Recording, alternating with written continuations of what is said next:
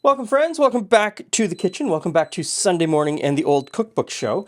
Today we're going to do a recipe out of this old cookbook. It is called The National Training School for Cookery, High-Class Cookery Recipes by Mrs. Charles Clark. This is the 10th edition. I also have here the 8th edition. 8th edition is from 1902, 10th edition from 1906. They are training texts. They are textbooks for a cooking school.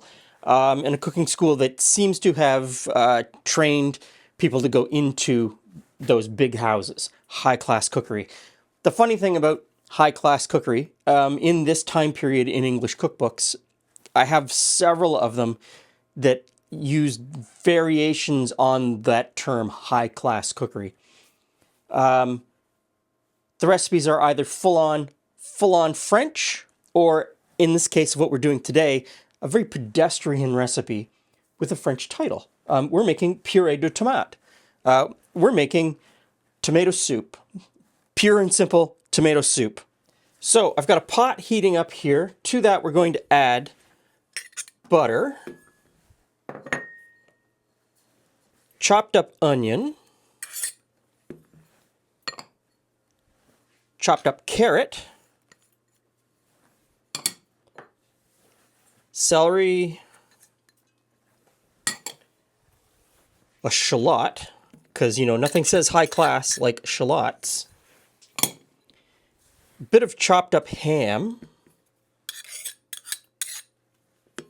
and some grated nutmeg. Now, it says I'm supposed to saute this for about 5 minutes. That'll bring the, it'll just sort of bring all the fragrances together. It'll soften the onion and the celery. And then we put the tomatoes in, and then we cook the tomatoes and the whole thing together for quite some time.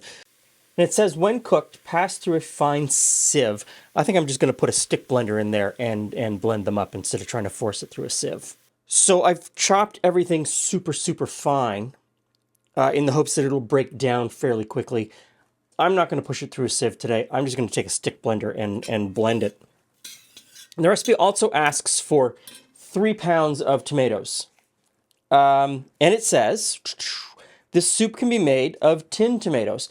So it's February in Canada. I'm going to use tinned tomatoes because all the tomatoes at the grocery store that I looked at today all came from Mexico, hard as rocks, probably flavorless. They just don't taste the same as a fresh tomato right out of the garden. And I know that the tomatoes in cans are picked at the peak of their freshness. They're really good. They'll have much more flavor than a fresh tomato at this point. Which also brings me to the second point, 3 pounds. Each of these tins is roughly 2 pounds, 1.9 pounds. So I really only need a can and a half. But I'm going to use full 2 cans. I don't think that's a problem. I know that other people might think that's a problem, so if you need to take half of the can out and freeze the tomatoes or find another use, go right ahead. I'm just going to slam them in because I think that's fine. Okay, so this reminds me of my childhood. If you look on the channel, probably 10 years ago, there'll be a recipe for something called hot dog soup. My mom made it for me when I was a little boy all the time, and I really loved it. It starts out essentially like this. Instead of ham, there'd be hot dogs in here, chopped up. Smells exactly the same. And then you'd pour in a can of cream of mushroom soup, a can of cream of celery soup, a couple cans of milk, and some frozen corn, and you'd have a meal. Fit for a king. Absolutely incredible. I still make it. I'm 59 years old, and I still make it and really enjoy it. So, in with the tomatoes.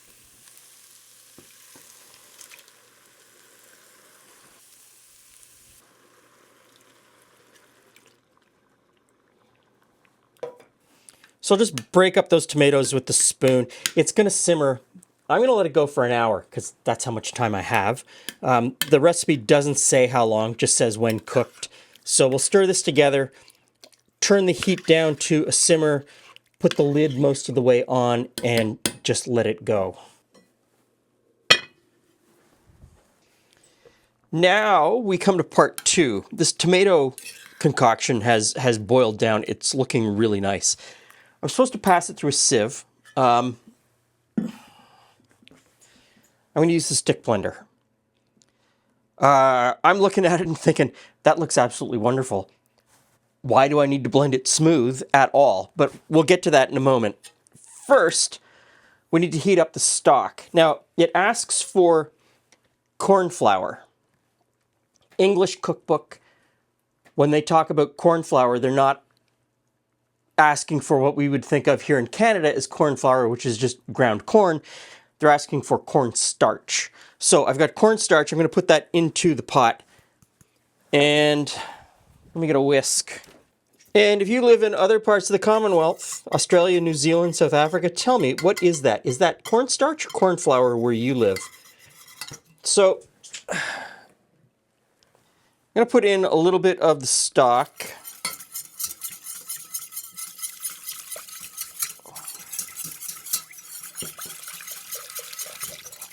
We'll whisk that together just to dissolve the corn starch, corn flour. Okay, now, the recipe says I'm supposed to boil the corn starch, corn flour, with the stock for 5 minutes. So I've got vegetable stock, because, you know, it's a vegetable soup, vegetable stock. Seemed like the right thing to do. I'm sure you could use any stock you want. Chicken would work because it's lighter flavored. I don't know that beef stock would work so well. I don't know, maybe veal stock, if you have veal stock, that would work.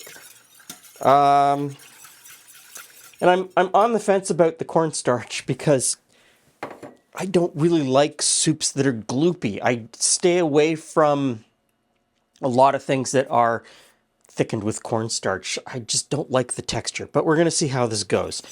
Maybe when it gets all mixed together, it'll be just fine. Okay, as that comes up to temperature, to a boil, we'll get in with the stick blender.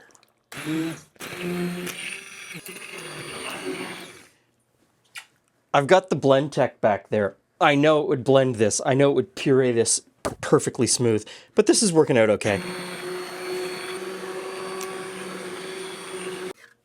Okay, that looks pretty smooth. I'm happy with how smooth that is. This has come up to a boil. It's not quite as thick as I thought it might be. It's looking pretty good. There are 2 more ingredients after this that I need to add. One of them is vinegar. 1 tablespoon of vinegar. Now, most people, when they cook with tomatoes, based on the recipes that I see around, most people now that cook with tomatoes add sugar because they don't like the acidity of the tomato. I like the acidity of the tomato. I'm all in on tomato acidity, so it doesn't bother me at all. But I know a lot of people add sugar, and they're under this false belief that the sugar takes away the acidity or lessens the acidity in some way. It doesn't.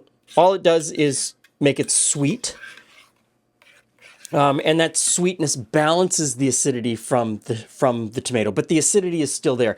The only way to get rid of the acidity, and we did a recipe last year, 2025 sometime, where we made a tomato soup and we added baking soda.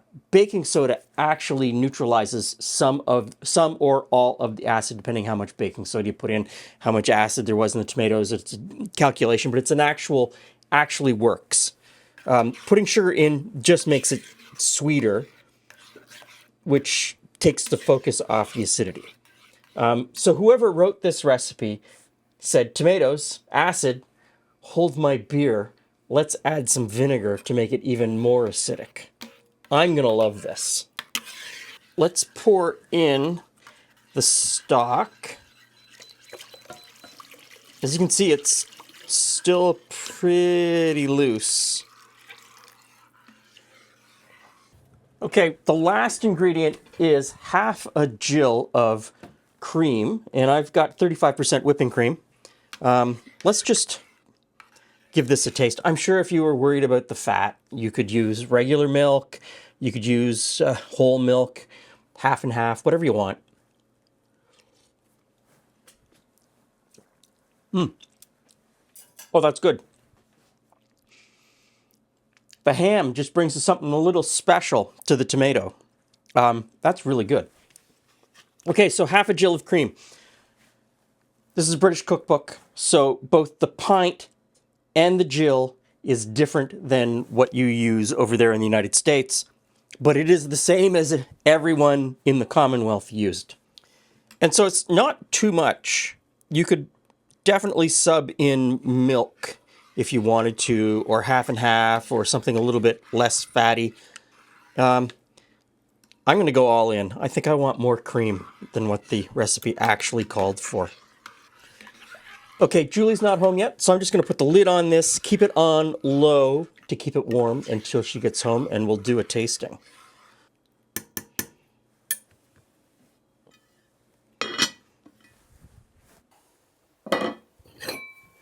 This smells wonderful.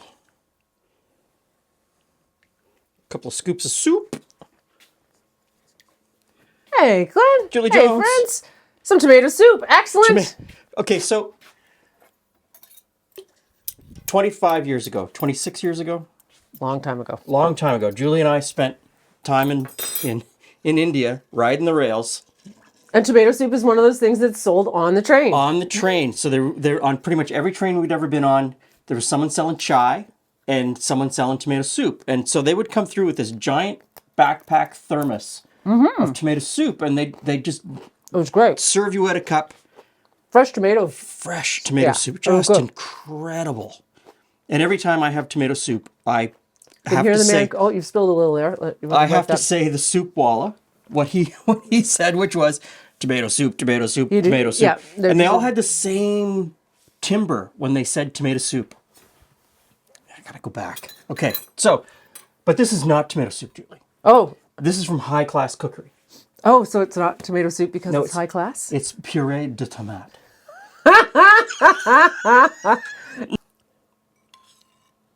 Okay.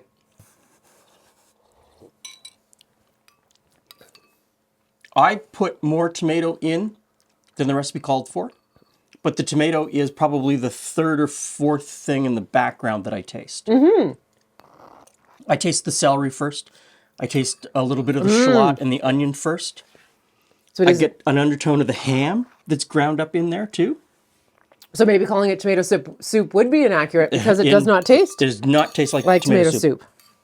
See, there you go. It's actually quite, It's quite nice. as long as you didn't come in with it believing that it was a classic tomato soup with like cream and... Well, there's a little bit of cream in there, and I actually doubled up on the cream. Of course you did. And I don't know that if I had put in the prescribed amount of cream, we might not have really gotten it. Maybe it's the celery that... The celery jumps out really, yeah. It's really quite... It makes it refreshing in a way that, yeah. This is really good. I like this. Okay. Are you surprised? No, I knew I was going to like it. Okay. When I was frying up the stuff before I put the tomatoes in, it smelled just like hot dog soup. And it was all Because I it'd be could... fried, onions, ham, yeah. Yeah, it was all I could do to not go inside and get a can. That is a recipe that's on our site somewhere. Yeah. So if you're looking for a winter warmer soup, this is pretty good. If you have less time, you can make the hot dog soup. Yeah. Dress it up with some hot sauce. Definitely just to give it a little bit of spice kick. This is good. Thanks for stopping by. See you again soon.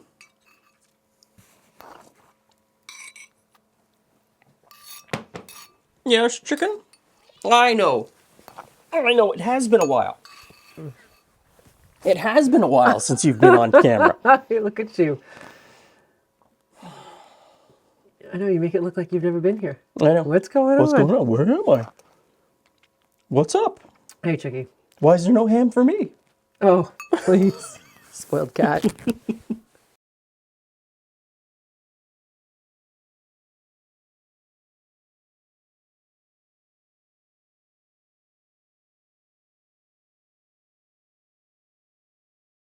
Thank you everyone for making it to the end of the video and for hanging on to watch this next bit. As in past years, in 2026, I will again be raising money for Hope Air. Hope Air is a charity here in Canada that connects people in need of medical care or medical treatments with transportation to get from where they live to where the treatment is available. In Canada, healthcare is universal. Healthcare is freely given to anyone who steps up and says, I need treatment or I need care. The problem exists in the way, the sheer size of Canada's geography and the way our population is distributed. There are some people who live in areas that are underserved by healthcare, and they need to travel to the larger centers, be it Vancouver, Edmonton, Calgary, Toronto, Winnipeg, Montreal, Halifax, or St. John's. There are people who live in Canada's north or in more remote areas where getting to one of those centers to get treatment, be it cancer treatment or ongoing operations for some other health concern, getting to those centers is incredibly difficult, incredibly stressful, especially if it's a child that needs this health care. There are places in Canada where you could be driving 10 or 12 hours to access the treatments that you need. There are places in Canada where there is no road access. You may live in a town that is fly-in only. So what Hope Air does is utilize private pilots like myself who volunteer their time to fly to some of these locations, pick up people, and bring them to the treatment that they need. Or at least bring them to a larger center where they can get on a commercial flight, again, provided by Hope Air, to the city where the treatment is available. And for parents who are bringing their children for this type of healthcare, Hope Air also has partnerships with hotels where they can provide hotel stays for the parents during this, stressful time. For those of us that live in the big cities in Canada, this is something that we don't really think about. But there was a time where Julie and I lived in Northern Ontario, and we lived in towns and villages where, it was 3 hours just to drive to get to a grocery store, let alone drive somewhere where complex medical care could be given. And we were very cognizant of that when we lived there. I'm in the incredibly fortunate position that I can make a change, that you can help make a change. Last year, my viewers, you, donated $40,000 to Hope Air. That's an incredible amount of money. That really changed lives. That helped a lot of people. And I'm so thankful to you that you would open up and do that. It's absolutely incredible. And so for 2026, I'm hoping that we can do that again. In August of 2026, I will again be participating in Give Hope Wings, which is where a bunch of pilots like myself, we go out and we fly around and we raise awareness and we raise money and we sort of put a spotlight on the fact that this charity exists and this need exists and this gap needs to be filled. And so this summer we're going to the East Coast. Some of the highlights are Halifax, St. John's, Newfoundland, Goose Bay, Labrador. Then we're on to Rimouski and Trois-Rivières and ending up again in Sudbury. So I hope you'll come along with me over on the Flying Channel on that trip. Julie and I will be making it this year, and hopefully you will enjoy coming along with us. And if you can donate money to Hope Air, I thank you very much. I also understand that if you don't live in Canada, you may not feel a connection to this. I would hope that you